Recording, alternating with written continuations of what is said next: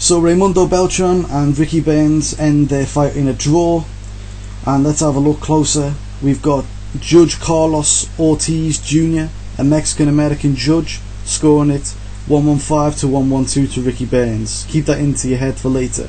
Richie Davis scores it 114-114, he's British, and Andre van Grutenbraal 115-113, in other words 6 rounds each, with the 10-8 round making a difference to Raimundo Beltran. Few points. I think that the closest guy to the actual scorecard was probably the Belgian judge Van Grutenbraal. I think he was spot on actually. 115-113, with the point advantage coming from the knockdown, and I'll say why in a second. I see why people think Ray Beltran won the fight. I can also see why people think the draw was okay. I don't see how Ricky Burns could have won it. You don't actually have to rip away titles from the champions, everyone knows this. You just have to win more rounds than the other opponents. Unfortunately, that is actually in a perfect world, and we don't live in a perfect world, because if that was the case, we would know that Adrian Broner didn't do enough to beat Paulie Malignaggi, Ray Beltran did enough to beat Ricky Burns, and Provodnikov did well more than enough to beat Timothy Bradley. Obviously all of those decisions didn't happen the way I said they did, and therefore we've got different outcomes. You know, Adrian Broner takes Paulie Malignaggi's belt. You know, Paulie didn't get the look of a draw. Oh no, and keep his belt. He didn't get that. He got his belt taken from him. Beltran gets a draw, and we'll come into that later. So he's actually got another lifeline, Beltran. He can have another few fights down the line from that. And Provodnikov, well, he lost the fight that he should have won. You know, he didn't get his belt. He didn't get a draw either. Like I said, the problem is that the money men don't see it in a perfect world. What they see it is in terms of money and stuff like that. The fight is in Scotland. You have to look at that. The fight is in Scotland. Beltran isn't Scottish, he's Mexican. He's coming to fight Burns, a Scot in Scotland. He's not fighting Burns, a Scot in London or Liverpool or New York or anywhere else in the world. He's fighting him in Scotland. He needs the knockout. Don't be stupid, he needs the knockout. You know that. This isn't a perfect world, like I said. He needs the knockout. Paulie needed the whitewash to beat Adrian Broner, didn't get it. Or the knockout, he was never going to get that. Provodnikov needed a knockout to beat Bradley, he didn't get it either. So what can I say? How did I score the fight? I scored round 1, round 2, round 4, round 5, round 11 and round 12 to Ricky Burns. That's how I score fights, based on how I see the judges scoring them. I score them knowing who the home advantage guy is, and I'll say, and if it's close, I'm going to give it to him. Now there's 2 rounds that I didn't give to him. The one round that I was looking at Ricky Burns, and I was thinking you could give that round to Ricky Burns. That was round 7. So anyway, like I said, I give 6 points to Ricky Burns. That means that Beltran wins via 1 point due to the 10-8 round making a difference. So if I gave round 7, which I said was a close round, to Ricky Burns, you make it a draw. Therefore that's how Richie Davis got his scorecard. So it turns out Ricky Burns had a broken jaw in round 2, and he kept on for 10 rounds, you know, showing great heart and determination in the rest of the 10 rounds, and fought on to the final bell. A lot of fighters don't do that. A lot of guys I could think of, like Victor Ortiz, when the going gets tough, Ortiz gets going home. People like that. Ricky Burns ain't like that. He actually stuck at it. You know, we've got to give him credit for that, but it seems like we're just getting the violin out for Beltran, and we're not looking at any of the good stuff that Ricky Burns done, like sticking out a fight with a broken jaw. So I'm going to keep the violin out. So Paul Beltran, like I said, he definitely deserved to win the fight, but you know, Ricky Burns won a few rounds in there. He didn't. It's not like it was a whitewash and it was the worst decision I've ever seen in my life, but we'll come on to that in a little minute. So people have been saying that this is going to be a black eye for boxing. You know, to be honest guys, the amount of robberies that happen all the time, the amount of black eyes boxing gets, you'd think it would be severely concussed right now. In reality, nothing's going to happen, nothing's going to change. It's just going to be it's just going to go down as a bad decision. People are going to rant and rave over it for the weekend. Literally, I can guarantee this, by Wednesday no one's going to be talking about Ray Beltran. It's sad, you know, it is sad. I'm going to tell you this now. This is the worst thing about it, you know. There's fighters like Telnik who have been totally forgotten because he got robbed against Devon Alexander. There's, you know, people aren't talking about Provodnikov against Bradley. They're talking about Provodnikov versus Alvarado. You know, people are going to forget about Beltran real soon. Real soon. No one's going to talk about that at the end of this week. You know, robberies happen all over the world. They happen everywhere. You know, Germany, the infamous place where the cruiserweights and the heavyweights go, and they get robbed, and then, you know, then they go back the next week and do it all over again. You know, it happens all the time. You know, Texas, you know, everyone knows you can't go to Texas and fight. You go to Texas and fight a guy who's a favourite there, and you don't knock the guy out, you're going to lose the fight. Ask Marquez. Ask whoever, Richard Abril. Ask any of those guys. You know, they'll tell you about Texas. They'll tell you about Texas a whole lot. I just watched the video by Beltran on his post-fight on Beltran, and you know, he was really affected by it. He looked really angry and saddened. You know, he'd been totally affected by it.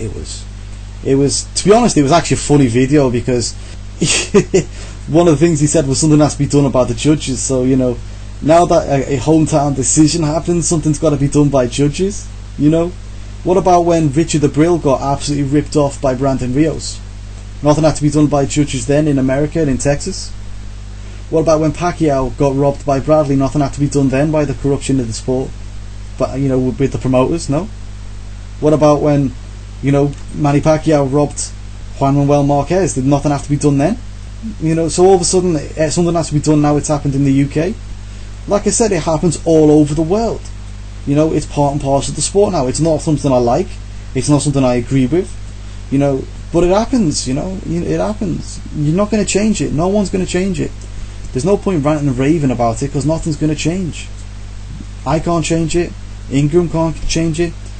You know, I don't think even every boxing fan in the world could change it. The money man's still going to do what he wants to do. At the end of the decision, at the end of the fight, at least Beltran, I think, you know, hold his head up high, say, I know I won that fight. Even the UK fans said I won that fight. I mean, that didn't happen with any of these other robberies. You know, a lot of the Mexican guys who are going mad about Ray Beltran, they still say that Brandon Rios beat Richard Abril. That's a double standard. Anyway, after decisions, I like to watch, you know, some of the Twitter feeds and stuff like that, and see what people say. And there's been some bad overreactions, you know. Oh my god. Some person actually said this is the worst decision they have ever seen. Worst decision they have ever seen. I'm thinking, fucking hell, you couldn't have watched many fights then, mate. Because if this is the worst decision ever, you're saying it's worse than Rios versus Abril, right? 10 rounds to 2. You think that's how bad that was, yeah? 10 rounds to 2, worse than that? What about Chisora versus Helenius? Alexander versus Matisse? Or Alexander versus Kotelnik? Or Pacquiao versus Marquez? 3. Or Pacquiao versus Bradley? Not that the decision with Burns, the draw, was not worse than any of those ones. You know, all of those guys literally had the opposite guy winning. At least this one ended the draw where Burns didn't win. At least admit that. My days, it wasn't as bad as any of those. You know, Richard Abril battered 10 rounds to 2 Brandon Rios. Just thinking about this one, right? Brandon Rios won 2 rounds and ended up winning the fight, not drawing, winning. Just think about that. That's amazing. I find that actually amazing. People are now saying that decisions like this are going to stop people coming to the UK to fight, you know, worldwide named fighters. Now let's break down that comment for its retardation. People from all over the world, known worldwide fighters, are not coming here anyway. They weren't beforehand, and nothing's going to change after this. You know? I mean, look at Andre Ward, prime example. He can make the most money of his career if he comes to the UK to fight Carl Froch. He's not come here yet. He won't come here now. Nothing's changed. Look at Golovkin and Martin Murray. They spread around that they offered Martin Murray the fight, knowing full well that Martin Murray cannot go to America to fight because he has a criminal record. Now, the obvious solution, if you're interested in that, would be to come and fight in the UK. After all, Golovkin is miles and miles ahead of Martin Murray anyway. He'll beat him anywhere in the world. That is why you're called a world champion. You can beat the person you're fighting anywhere in the world. That's the point of it, right? They didn't make the fight in the UK. Instead, they're fighting Curtis Stevens in the USA. And we'll come on to that. That's a whole different video. But that's a whole different can of worms I don't even want to go into now. Let's look at other fighters. Rigan Diao. He's hated in the USA. Nobody buys his tickets. Nobody respects him. He's got no fan base. The only people who like him are the people who talk about him on Twitter and the people who talk about him on YouTube, and funny enough, none of them buy his tickets. If he came to the UK and signed with Matchroom, Eddie Hearn would make him pay-per-view, no doubt about it. I'm not taking arguments on that. That is what I call a fact. Okay, Eddie Hearn would sell him as a pay-per-view attraction. He could fight the likes of Scott Quigg, Carl Frampton, people like that, and he could make loads of money off it. And Eddie Hearn will make loads of money off it. And he's not going to come here. It's standard. He's not going to come here. He wouldn't beforehand, and he won't now. Nothing has changed. There's loads of fighters I could think of who are in the same boat. Floyd Mayweather versus Amir Khan. They're talking about that in the UK after he beats Canelo. That's not going to happen in the UK. He didn't come here for Ricky Hatton when he could have made more money, than Amir Khan. If he didn't come back then, why is he going to come here now? It doesn't make sense, right? It's not going to happen. Let's look at other people. Well, let's not. Let's look at a different place. People always get jobbed. Always. We're looking at the cruiserweights and the heavyweights in Germany. Let's look at Germany, right? Infamous for bad decisions. Still, nothing's changed. In terms of the judging, nothing's changed. They still get jobbed. What happens? The cruiserweights and heavyweights still go back there and fight. Why? Because they're not getting no respect in America. They're not getting no respect in the UK. They have to go there to fight because that's the only place they can go there and make a living, even though they get jobbed. Nothing's changed. Nothing will change. That's it. That is it. Nothing is ever going to change. So the next thing that's come along is that Raimundo Beltran has said that he'll only accept a rematch if it's in the USA. I don't agree with that. I mean, he should just take the rematch wherever it is.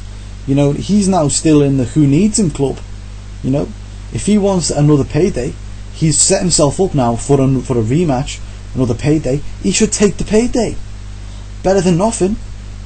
He might just be sat there and twiddling his thumbs if he doesn't take the rematch. I'll take the rematch. I mean, look at his record. He's already been jobbed 3 times, or he's had 3 conscientious decisions in the USA. One against Sharif Bogaray, one against the guy called Nunez, and one against the guy called Mendoza. Right? There's 3 guys that have all in America that have had decisions that were split decisions against him. Okay? Now, if, like people suggest, Ray Beltran is better than Ricky Burns, he'll beat him in a rematch. Take the rematch, take it in Scotland. They're going to be looking at the decision. They're going to be looking at how the judges are scoring it. There'll be a lot more scrutiny on it. Lightning doesn't strike twice in the same place, unless you're Timothy Bradley. But still, usually lightning doesn't strike twice in the same place. He's got a better chance of getting a decision, and he probably won that fight. Can he win this fight? Probably. Now, how am I going to sum this whole thing up now? And this is what it all comes down to, guys. To wrap it up, Beltran, he needed a knockout to win in Scotland. We all know this, we still want to admit it.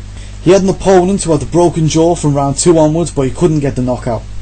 He won 7 out of 12 rounds for me, but ultimately he allowed Ricky to steal too many rounds for the judges to give it a draw. Now, I know people are going to be upset with the decision, and I understand that. And I understand they were still upset with fixed matches like Pacquiao and Bradley and things like that, but things have not changed, and they never will change. Bad decisions are here to stay, and you're just going to have to like it or lump it, or just don't watch boxing anymore. And that's the worst thing about boxing, guys. That is the worst thing. But the worst thing, and in fact I'm going to take that, but this is the worst thing about boxing. People are going to give loads of tweets to Beltran. They're going to give loads of, comments on videos about Beltran on YouTube and stuff this week. Yeah, they're going to give him a lot of support this week, and then they're going to forget about him. Just like they did with Rigan Diao. They forgot about Rigan Diao. They forgot about Martin Murray after he got jobbed. They forgot about Provodnikov after he got jobbed. They forgot about Kotelnik after he got jobbed. You see, everyone who loses fights, they get talked about for a week, and then they get forgot about. And with Mayweather Canelo coming up, I guarantee in a day or two, boxing fans will have forgot about Ray Beltran. It's unfortunate, but it's true. You know, nothing ever changes. Probably this wasn't the video you expected it was going to be, was it? But at the end of the day, this is what happened in the fight. You can moan about it, but nothing's going to change.